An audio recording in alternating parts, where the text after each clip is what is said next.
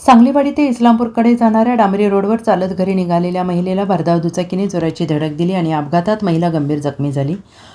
सदरचा अपघात हा रविवार दिनांक 7 सप्टेंबर रोजी सायंकाळी 6 वाजण्याच्या सुमारास झाला. या प्रकरणी जखमी अर्चना महादेव पवार वय वर्ष 40 राहणार हारुगडे प्लॉट सांगलीवाडी यांनी सांगली शहर पोलिसात फिर्याद दिलेली आहे. याबाबत अधिक माहिती अशी की जखमी अर्चना पवार या आपल्या कुटुंबियांसह सांगलीवाडी येथील हारुगडे प्लॉट परिसरात राहतात.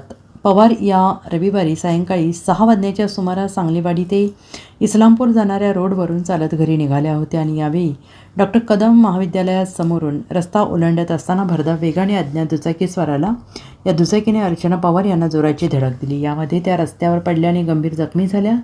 दरम्यान दुचाकी चालक घटनास्थळी न थांबता निघून गेला. अपघातानंतर पवार यांना उपचारासाठी दाखल करण्यात आलं आहे. या प्रकरणी अर्चना पवार यांनी सांगली शहर पोलिसात फिर्याद दिलेली असून त्यांच्या फिर्यादीवरून पोलिसांनी अनोळखी चालकावर गुन्हा दाखल केला आहे. Bureau report SBN Marathi Sangli.